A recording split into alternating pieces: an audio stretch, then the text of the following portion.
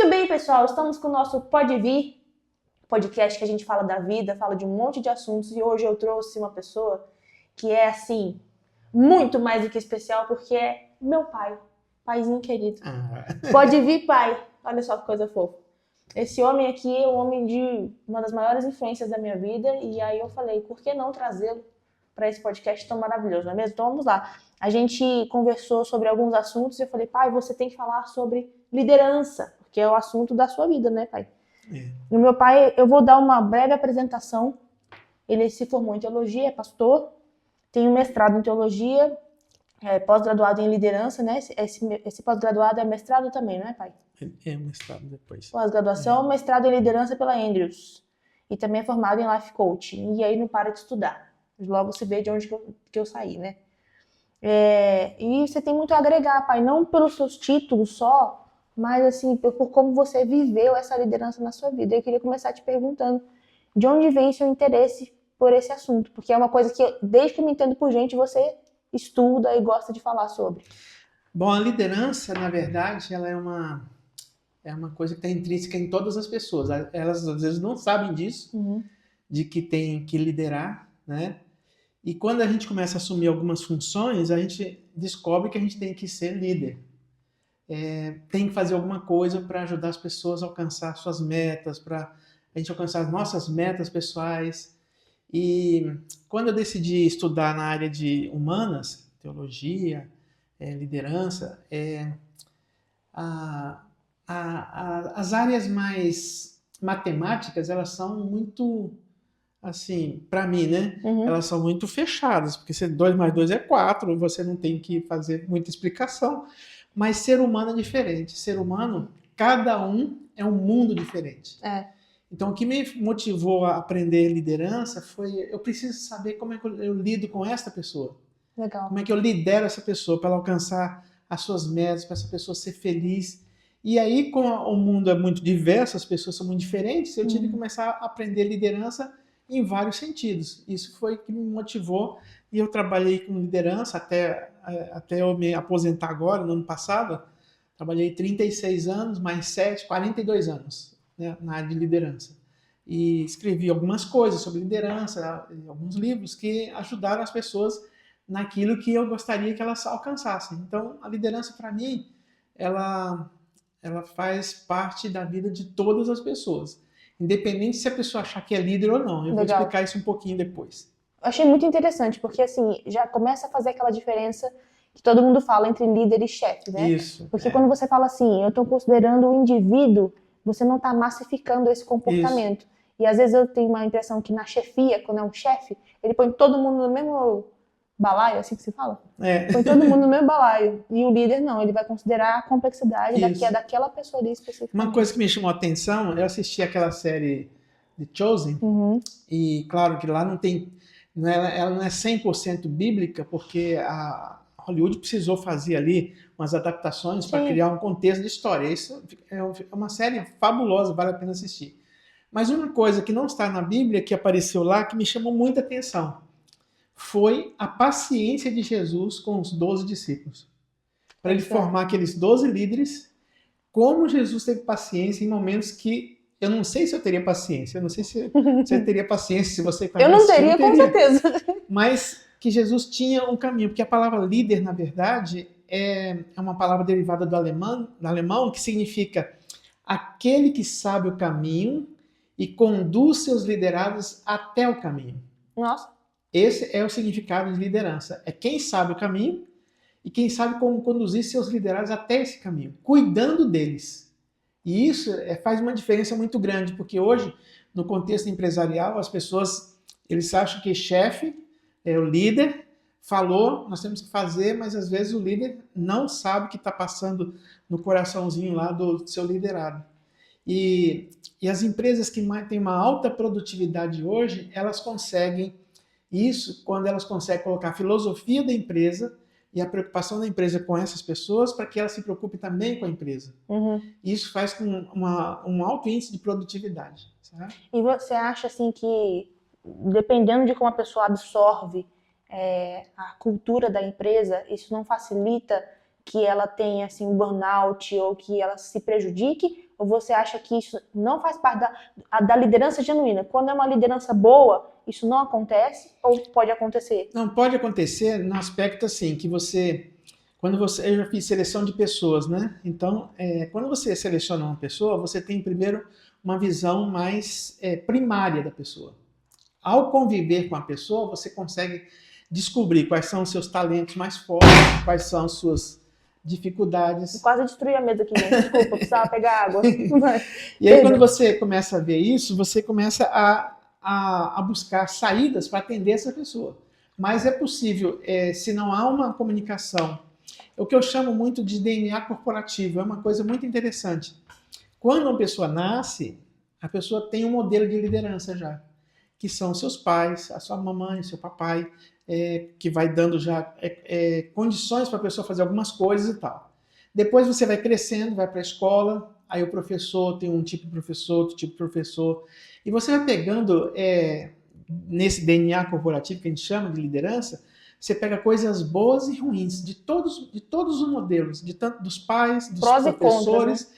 das empresas, você muda para outra empresa, para outras filosofias de trabalho diferentes. E aí chega um ponto que você amadurece e você descobre qual é o seu DNA corporativo.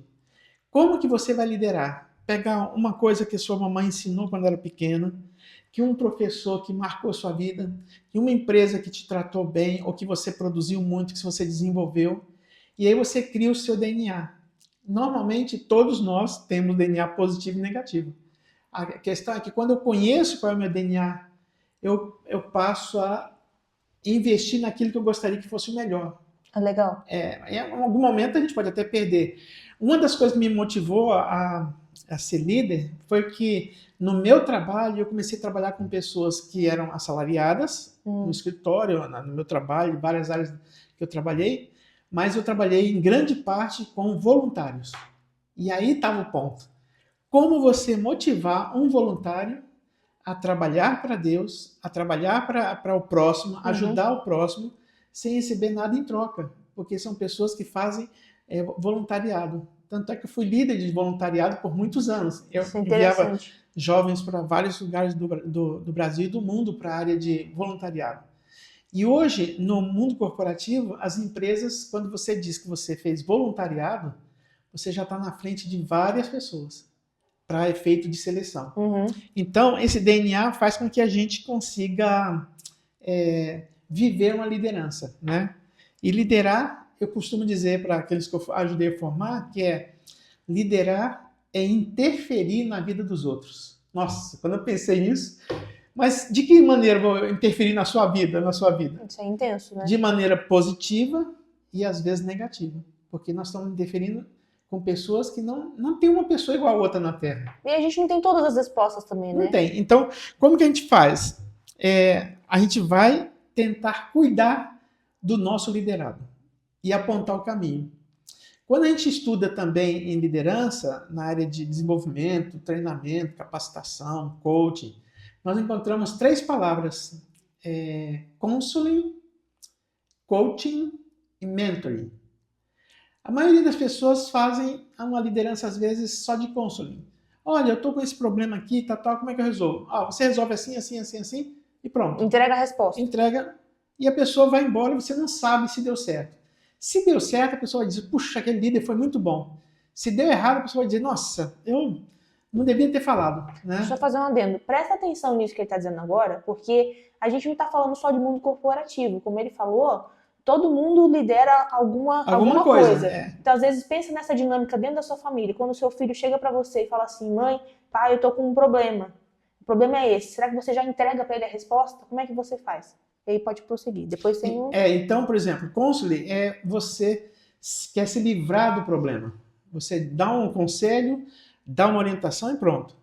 Já o mentoring, quando a gente faz mentoring, a gente vai junto com o coach, que a gente chama, descobrindo caminhos, que ele possa descobrir caminhos sozinho. A gente mostra algumas ferramentas e ele descobre caminhos. E ele escolhe o caminho. E quando ele escolhe o caminho, ou ela, a gente dá as consequências boas e as possíveis consequências ruins. Mas quem decide já é diferente do conselho, que eu só dei o conselho. É. Quem vai decidir o que vai fazer vai ser o liderado. E isso empodera, muitas empresas hoje empoderam os liderados e elas têm resultados extraordinários. E o terceiro modelo, que para mim, que sou cristão, para todos que são cristãos, o maior líder que já existiu foi Jesus. Jesus, ele mentoreava. O que é mentor? Mentor é uma pessoa que vive uma vida tão extraordinária na sua liderança, no seu dia a dia com as pessoas, que as pessoas querem ser igual a ele. É um grau de coerência. Então é o seguinte, mentor não é eu estou seguindo só a orientação porque Deus me deu, não. Eu quero ser igual a Jesus, eu quero ser igual meu líder. E isso faz muita diferença. Então, o mundo hoje, no corporativo, o pessoal, a gente precisa entender os modelos de liderança, a filosofia de liderança, os tipos de liderança, tem vários caminhos. Mas você acha que estudar sobre isso, pai, faz diferença? Porque às vezes a pessoa está assistindo aqui e pensa assim, de onde que eu caí nesse vídeo que vai falar de liderança, né? Como que isso pode me ajudar na minha vida? Como que na prática isso vai fazer alguma diferença? O que você tem para dizer assim, sobre isso? Eu vou contar uma história. Eu estava em Pernambuco um tempo e eu estava num grande colégio e tinha um jovenzinho limpando assim. E eu olhei aquele jovem, comecei a conversar um pouco com ele e descobri que ele tinha muito talento. E eu disse, por que você não sai desse trabalho, vai trabalhar vendendo algumas coisas para você conseguir sua bolsa de estudos e você voltar como um aluno regular e você ter mais tempo para estudar e se desenvolver na vida?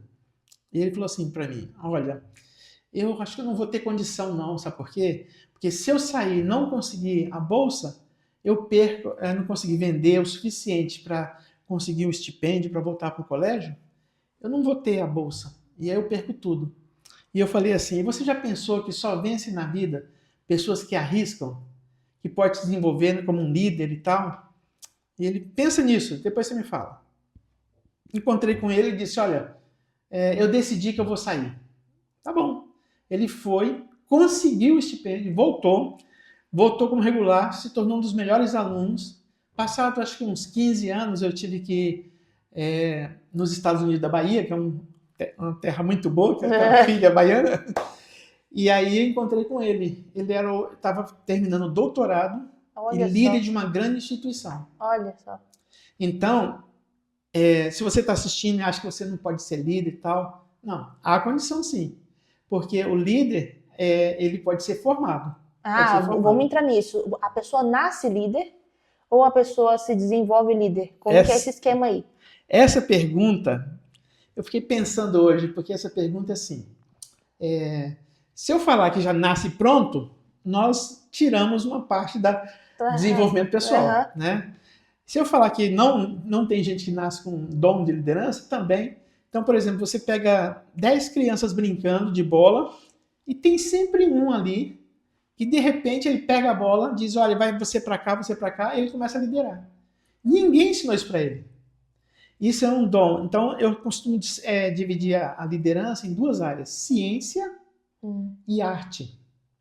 Ciência, você pode estudar ciência, pode desenvolver competências, pode aprender de liderança, pode se tornar um grande líder.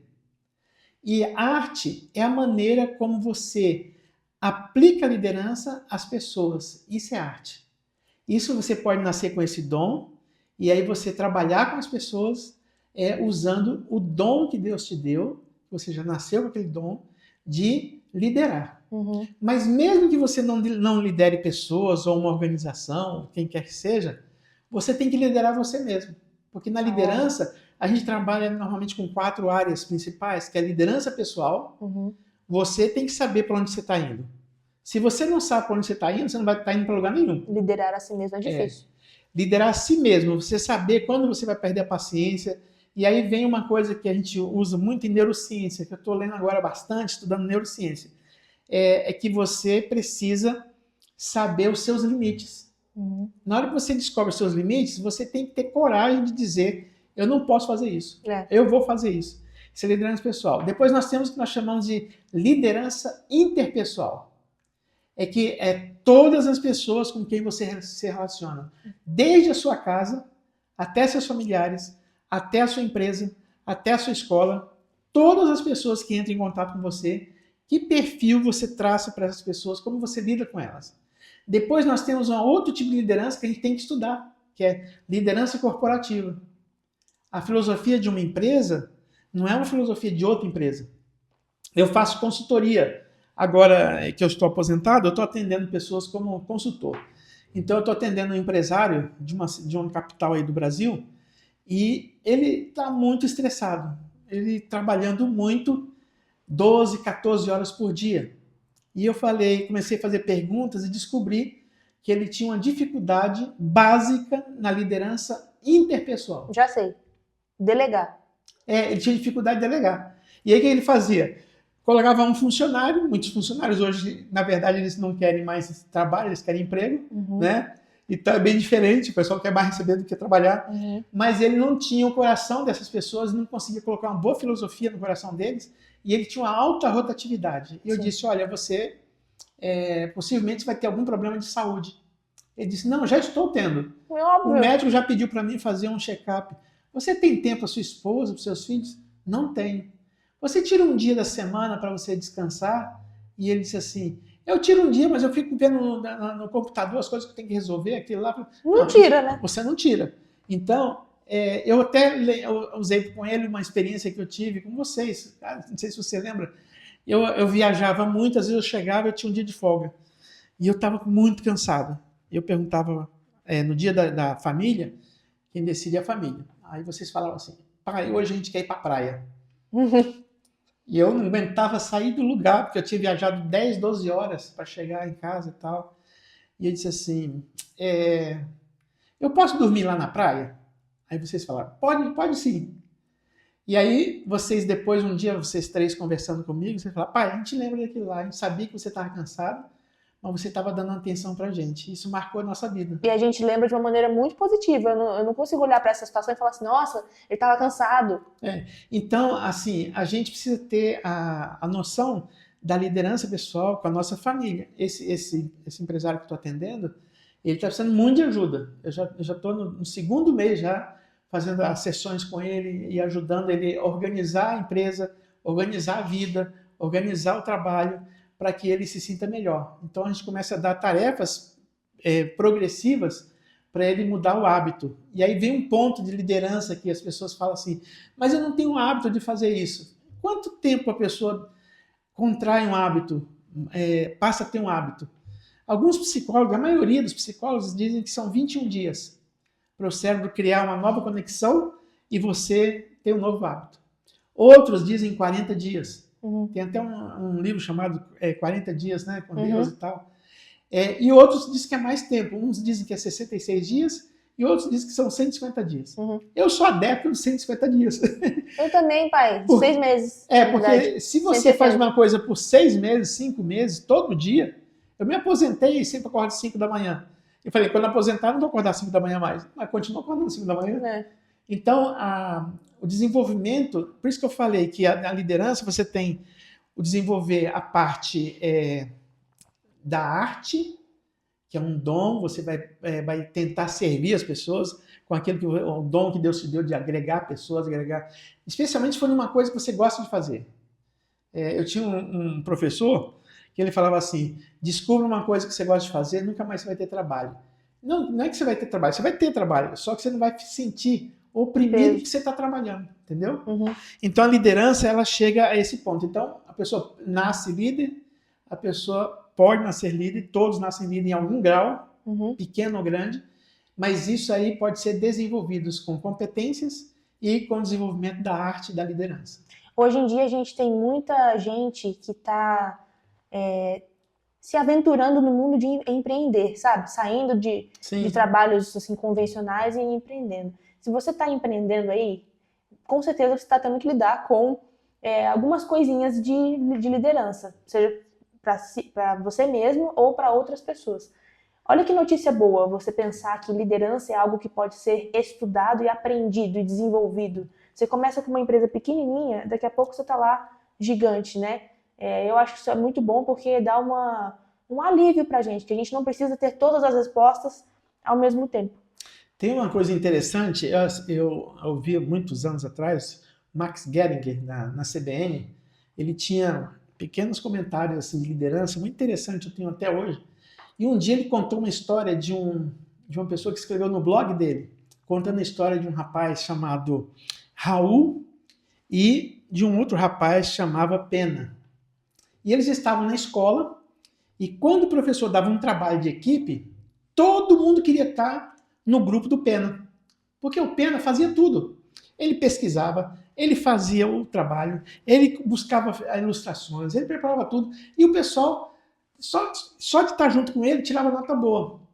E todas as vezes que o Pena precisava de uma caneta, precisava de um material, o Raul levava para ele o que ele precisava.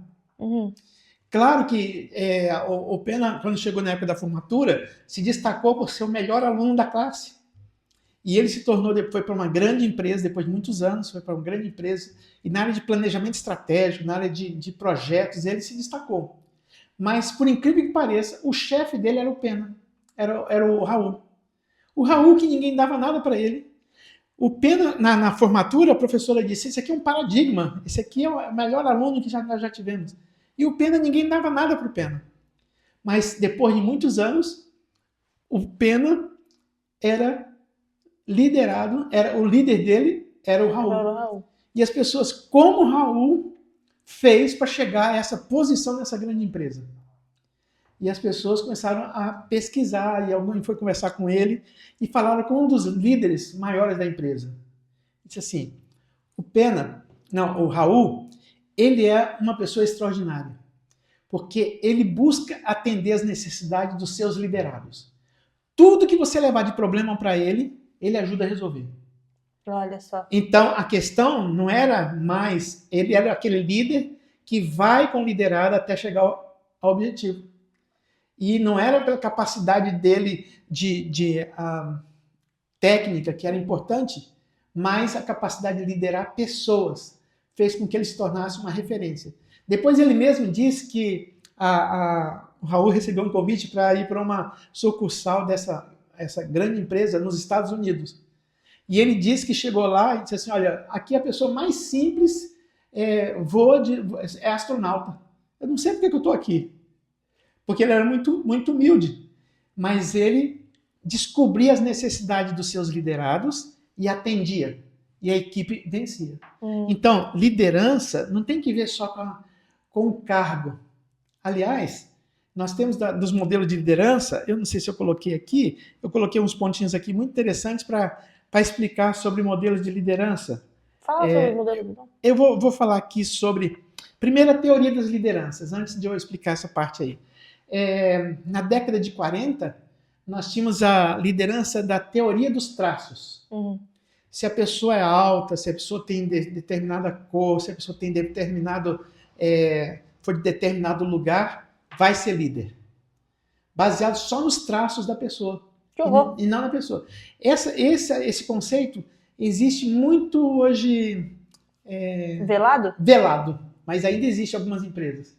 Porque às vezes a pessoa... Tem até uma série na Netflix de uma menina feia, como é que é? Betty a Feia?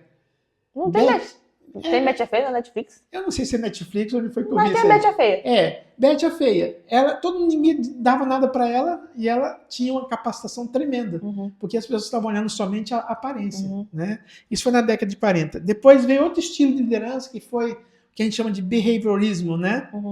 Que comportamentos podem ser aprendidos. E aí as pessoas dizem estilo autocrático, uma supervisão cerrada, autoritária em cima do liderado. Estilo democrático é aquele que quem estabelece as metas são os liderados. E o estilo laissez-faire, né? Que a pessoa não tem estrutura, faz o que quer e tal. Todos esses têm suas coisas positivas e negativas.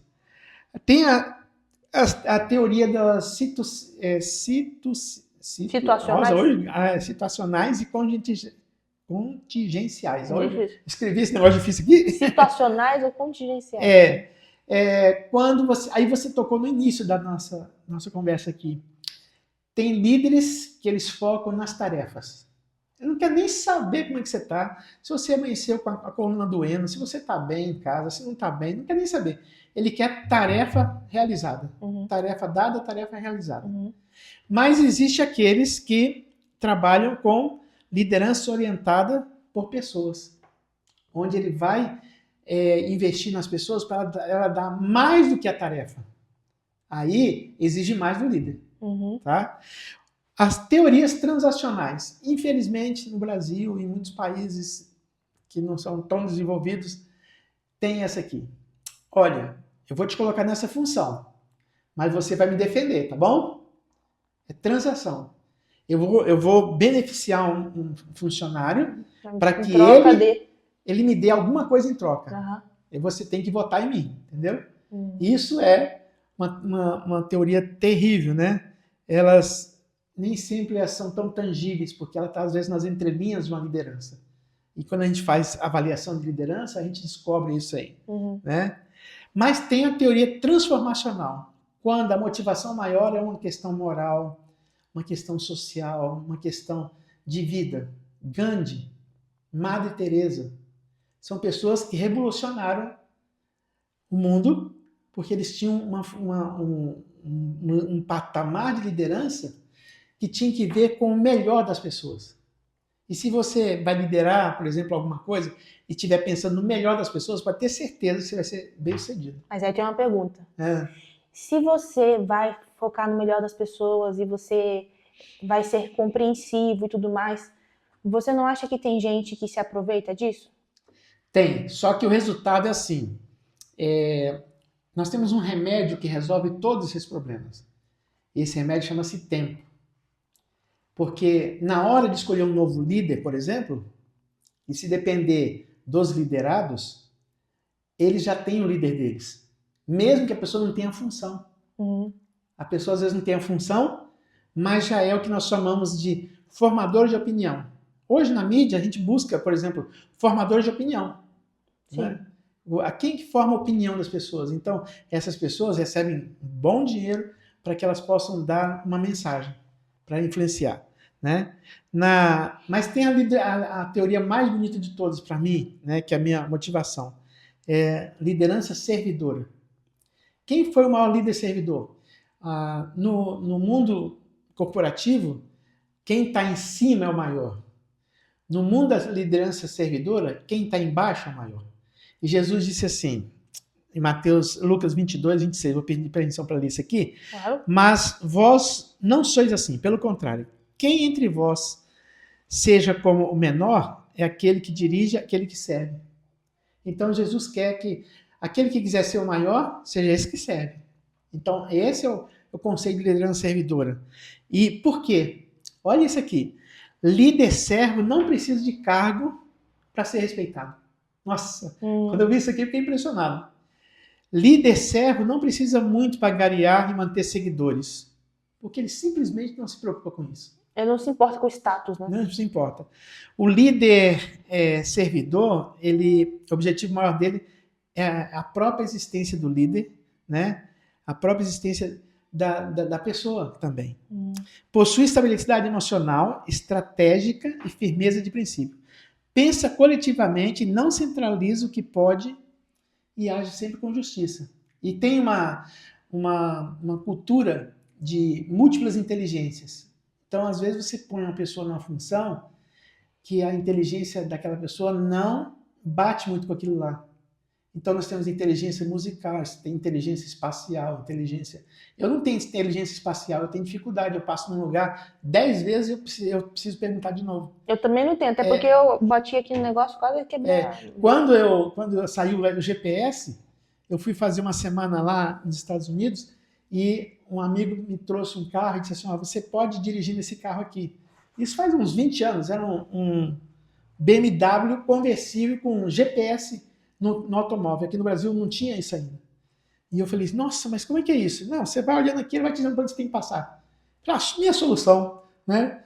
Então, como um GPS. Então, eu descobri que eu não tenho inteligência espacial, mas nós temos inteligência musical, inteligência interpessoal, pessoal, vários tipos de inteligência. São 8, de Gardner, ele fala isso. Mas, há 20 anos atrás, foi descoberta uma nova inteligência, chamada inteligência espiritual. Eles descobriram que muitos empresários brasileiros, mesmo com todas as crises, eles conseguiam romper as crises. Diferente da Europa e outros lugares, eles começaram a ver que esses CEOs brasileiros tinham um diferencial a mais. As coisas podiam estar muito ruins, assim, se Deus quiser, nós vamos sair dessa. Deus? Otimistas? Né? Eles eram otimistas, mas com uma visão espiritual. E aí a gente vai na Bíblia, lá em Colossenses, fala de inteligência espiritual, já estava escrito lá. E um líder que nós tivemos, que a Bíblia fala, foi Salomão. 2 mulheres foram dormir com um bebezinho, de poucos dias de nascido, e uma delas dormiu em cima do bebê, o bebê morreu. E ela acordou primeiro que a outra, trocou os bebês. E quando a mãe viu, não era o bebê dela. E é meu neném, não é meu e tal. Foram até Salomão. E Salomão disse assim, mas é seu? Não é meu tal, é meu bebê, por favor. E aí eles não chegavam num acordo, Salomão disse, faz o seguinte, traz uma espada aí, vamos cortar o bebê no meio, dá metade para cada uma. De onde ele tirou isso, né? Isso é inteligência espiritual. Porque na hora que falou que ia cortar o bebê no meio, a verdadeira mãe disse, não, pode deixar ela com ela. Pode deixar o bebê com ela. Porque a vida era mais. Aí Salomão disse, guarda, pode entregar por ela. Essa é a verdadeira mãe. Hoje, muitas coisas as pessoas estão negando, mas não existe uma inteligência bem-sucedida, uma liderança bem-sucedida, se você não tiver certeza que tem um ser maior cuidando de você. Isso é maravilhoso para a gente, né? Então, a pessoa se desenvolve na vida espiritual, se desenvolve nas competências, né? Nessa ciência que a gente tem na liderança. Eu acho que um ponto importante, pai, é a gente diferenciar a espiritualidade da religiosidade, porque você ter uma inteligência espiritual não necessariamente diz respeito a você se agregar a uma religião específica, né? Então, qualquer pessoa pode e deve buscar inteligência espiritual, porque, gente, pensa só, pensa na nossa fragilidade como ser humano, pensa no planeta Terra e pensa no tamanho, na vastidão do que é o universo. Você assumir uma postura de que você já sabe de tudo é não só uma loucura, mas é uma arrogância absurda. Então, entender que você tem um papel aqui, mas que ele é pequeno, porque você é pequeno, dá espaço para você colocar algo de maior na sua vida, né? Que a gente acaba chamando de Deus. E isso é muito importante, porque isso gera e favorece a sua saúde. Isso gera e favorece a sua liderança. Isso gera e favorece uma dinâmica saudável de vida, né? O que você aprendeu, pai, assim, de mais valioso nesses anos todos sobre liderança? Que você acha pessoalmente, assim, que você fala, não, isso aqui... O que mais marca um líder é quando ele vê o resultado da sua liderança em pessoas obtendo sucesso. É quando você pega a pessoa aqui e vai junto com ela e vê ela alcançando resultados. Então, no meu ministério, por exemplo, eu tive muitas pessoas que eu ajudei a formar, e essas pessoas hoje são grandes líderes. Mas porque eles buscaram se desenvolver. Então, para um líder, o maior resultado é quando você vê que o seu trabalho não ficou em vão, né? Mas a gente precisa aprender que na nossa cultura nós temos alguns tipos de líderes que não é tão bom, que não faz... consegue resultado? Consegue. Mas eu quero resultado. Mas resultado ferindo pessoas não é resultado bom. Porque a pessoa pode estar sofrendo na empresa, mas não tem como ir para outra, e a pessoa não sabe o que fazer. Então, por exemplo, uma das lideranças mais difíceis que existe é a que nós chamamos de autoritarismo. O líder que é autoritário. Eu tenho a função, agora todo mundo tem que me obedecer. Tem filmes sobre isso. Quero Matar Meu Chefe. Exatamente. Fizeram 1 e fizeram 2, porque assim, foi muito bem sucedido, porque parece que todo mundo se identifica com essa vontade de dar uma esganada em quem está superior a você, né? E uma das coisas mais importantes que eu tenho visto é que, assim, o autoritarismo vem de uma escola. E aí voltamos de novo para a nossa conversa inicial. Qual foi o DNA que você teve quando você nasceu? Você teve um pai autoritário, uma mãe autoritária que isso você vai carregar, em algum momento você vai querer descarregar em outras pessoas. Né? Então, essa autoritária, quem manda sou eu, porque eu tenho a função. Tem poder absoluto, não existe negociação. Não se pode questionar o seu poder. O autoritarismo é o tipo de liderança dominadora mais evidente. Dá vontade de matar mesmo. A gente fica assim, da onde a gente tira essas imagens? Às vezes a gente tira de empresa com produção em larga escala. Antigamente a pessoa produzia um produto bem feitinho. Hoje você só põe um parafuso, o outro só põe a tampinha, o outro só põe isso. Então você fica automatizado. E aí tem um livro que eu vou indicar para vocês no final aqui que ele fala: e se a produção, das pessoas da produção faltou naquele dia ou ficou doente, o que você faz? Tira essa pessoa e põe outra no lugar. A pessoa passa a ser não mais uma pessoa, passa a ser uma peça. Uma peça da grande engrenagem, né? Quais são as reações do grupo que tem um autoritarismo? Submissão, porque o poder é muito forte. Passividade, ou seja, na hora do aperto mesmo, se eles puderem não fazer nada, não vão fazer. Não, né? E revolta. Ela limita o crescimento da pessoa. Ela não desenvolve iniciativa própria. Ela danifica a unidade e gera discórdia e revolta entre o grupo. Então, por isso, se você vai abrir seu próprio negócio e você está tendo dificuldades, pode ser que você venha de uma escola, pode ser que você tenha esse background de alguém que foi muito autoritário, um trabalho que foi muito autoritário, e agora as pessoas não conseguem ter uma iniciativa. Isso prejudica na frente. Esse é um tipo de líder que ninguém gostaria de ter mais hoje. Né? O segundo tipo é muito perigoso, chama o líder manipulador. O líder manipulador, ele é cínico, sedutor, muitas vezes ele tem interesse em tirar proveito das situações sempre por benefício da sua liderança, nunca por benefício da pessoa. Ele, às vezes, ele utiliza a sua influência para dominar e ajustar o grupo, usando algumas pessoas do grupo. É impressionante isso. E é perigoso, porque esse que é manipulador, ele não tem cara de mal. Né? Exatamente. Ele é sedutor, ele vai levando as coisas ali na conversa, quando você vê, já era. E sabe qual é as imagens que a gente tem desse tipo de liderança?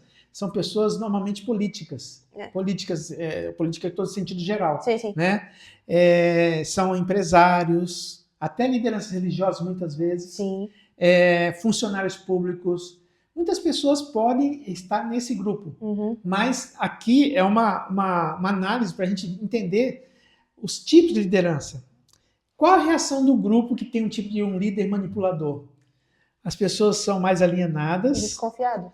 Elas são tendentes ao fanatismo. Elas têm desconfiança o tempo todo. Porque se tem uma pessoa manipuladora, né? O prejuízo para uma pessoa que está num grupo desse é frustração, perda de identidade e incompetência. A pessoa não se sente mais competente, porque ela é manipulada. O outro tipo de liderança que é muito perigoso é o líder sabe tudo. Nossa, esse aí... esse aí eu tenho fadiga, viu? Eu não consigo nem conversar com gente assim. Ele se sente superior, né? Ele não... Ele chega... Para começar, o carro dele tem uma vaga especial. Não está misturado com os outros funcionários, sabe? É arrogante em relação aos seus conhecimentos. Quando eu tenho feito consultoria em alguns lugares, eu falo, mistura entre as pessoas. Não fique aí pensando que você é o rei, não, sabe? Porque a função passa. As pessoas ficam, né? Utiliza conhecimentos e habilidade para dominar. As imagens que são invocadas desse tipo de liderança é impressionante, mas são de intelectuais, artistas, políticos e professores. É um grupo que normalmente é muito vulnerável a esse tipo de liderança. Né? Quais são as reações do grupo? O grupo, eles normalmente idolatram esse tipo de líder, sabe tudo. Algumas pessoas idolatram e rejeitam a liderança também. É um sentimento dúbio, sabe? Fica paradoxal, né? Sentimento de inferioridade e dependência também. Porque só ele sabe tudo. E aí alguns líderes põem pessoas para trabalhar com eles que não têm a capacitação para dar uma nova ideia, ou ele não deixa, ou ela não deixa, porque eu sei tudo. Tem que ser do meu jeito. Então, as pessoas nem podem dar mais uma ideia diferente, né? Eu trabalhei com uma secretária executiva. Quando eu cheguei naquele lugar que eu fui trabalhar, eu falei, olha, eu vou treinar você para você ser uma secretária executiva. Então, você vai mandar um e-mail, você vai atender um telefone, você vai fazer correspondência que as pessoas vão receber, elas vão ter certeza que foi eu que fiz. Mas para isso você tem que entender como é que a gente vai trabalhar junto. E eu gastei 1 ano preparando ela. Depois, quando eu fazia uma reunião que a gente chamava MCI em gestão, chama-se Metas Crucialmente Importantes. Então, cada segunda-feira eu sentava com ela e anotava o que é mais importante para a gente fazer essa semana. Enumerava todas as coisas que era fazer e eu falei, olha, dessas todas aí, 3 para mim são muito importantes. Esse aqui. Você pode resolver isso para mim. Como eu vou resolver? Você vê como você pode resolver. Você vê a melhor maneira. Né? Eu confiava e às vezes a pessoa fazia algumas coisas que não eram tão boas, mas estava tentando. Daqui a pouco começou a acertar. E eu já viajava, não tinha mais dor de cabeça nenhuma, porque ela tinha tanta segurança em fazer as coisas, né? Porque ela se tornou a melhor secretária daquela instituição que eu trabalhei. Legal. Foi reconhecida, recebeu o prêmio de melhor secretária. Por quê? No final da reunião eu falava assim, me diga 3 coisas que estão funcionando bem. Me diga 3 coisas que podem ser melhoradas. Aí ela disse, olha, às vezes o senhor sai aí da sua sala, o senhor vai em outra sala, o senhor não me avisa, eu recebo ligação de fora do Brasil, ou mesmo de Brasília, para falar para o senhor, e eu não sei onde o senhor está, e eu não sei o que eu falo. Não, você tem razão. Eu agora, quando eu sair da minha sala, eu vou dizer, estou em tal lugar, porque a gente está trabalhando em equipe. E se alguma coisa der errado aqui, nós 2 somos responsáveis. E se alguma coisa der certo, você é responsável porque deu certo também. E aí ficou muito bom. Que legal. Então, esse sabe tudo, normalmente, ele é prejudicial. Não é bom não, né? E o último que eu queria falar, esse aqui todo mundo gosta. É o líder paternalista. Ele é tão bonzinho, né? Super protege demais o funcionário. Considera superior e não confia nas capacidades do grupo. Porque ele considera superior também, é paternalista. É controlador paternalista. Parece que não, mas é. Líderes políticos, líderes religiosos, sindicalistas, são muito assim, em alguns casos, né? Aqui a gente não está generalizando não, tá, pessoal? Aqui a gente está falando, porque quando a gente estuda liderança e você vai trabalhar em equipe, você precisa saber como é que é a sua equipe. São padrões, né? É padrões, né? A reação no grupo de um paternalista, a pessoa não cresce, se acomoda. Não tem o que a gente chama de plano de carreira. Não tem motivação. Né? Esses dias eu atendi uma organização que eu perguntei o plano de carreira deles, não tinha.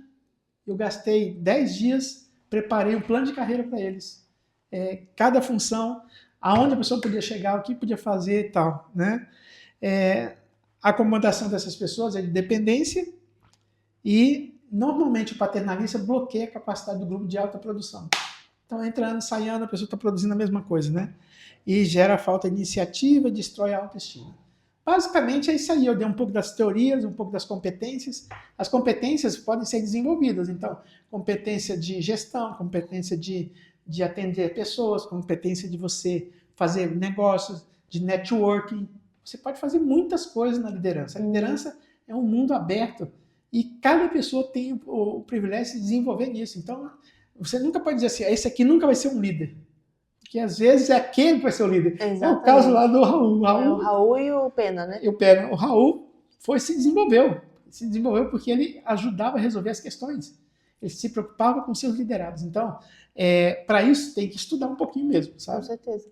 E os livros que você tem? Eu trouxe alguns livros aqui que eu considero extraordinários. Olha, esse daqui é Good to Great. Está em inglês aqui, ó, o título, mas está traduzido em português. Empresas feitas para vencer. Esse aqui fala de metodologias de crescimento de negócios. Como você pode desenvolver seu próprio negócio. É um livrinho aí que eu usei no meu mestrado. Ele tem aí 400 páginas. É só de liderança corporativa. Okay. Esse aqui é liderança corporativa. Esse daqui, ó, é um best-seller também. Esse aqui chama-se Liderança, uma questão de competência. Esse aqui está até prefaciado pelo ex-presidente Fernando Henrique Cardoso. Foi escrito pelo Dr. Robson Marinho, que hoje é diretor lá na Andrews University, na área de liderança, para o doutorado e mestrado. Aqui ele fala sobre todas as competências que um líder precisa ter para se tornar grande. Vale a pena esse aqui. O outro que é extraordinário, esse aqui, infelizmente, nós não temos ele em português. Não tem no Brasil, meninas. Mas você consegue, eu olhei hoje no Amazon, nós encontramos no Amazon ele digital. Certo. Né? Então, esse aqui, ó, Leadership Legacy. Esse aqui é chance ou escolha para você se tornar um líder. E ele fala dos maiores líderes do mundo. Então ele fala aqui Madre Teresa, fala de Nelson Mandela, né? Eu estive lá na África do Sul para fazer palestras lá e eu fui na casa de Nelson Mandela. Pensa uma pessoa ficar presa mais de 20 anos com um objetivo, libertar seu povo. E quando ele saiu, se tornou presidente do país. E quando você vai ler a história dele, Franklin e outros aqui, esse livro vem naquele aspecto da liderança que muda a vida de pessoas. Pessoas se tornam líderes porque elas querem fazer grandes coisas pelas pessoas. Uhum. E esse daqui é o melhor de todos. Esse aqui, ó. Esse aqui é de uma menina muito interessante, viu?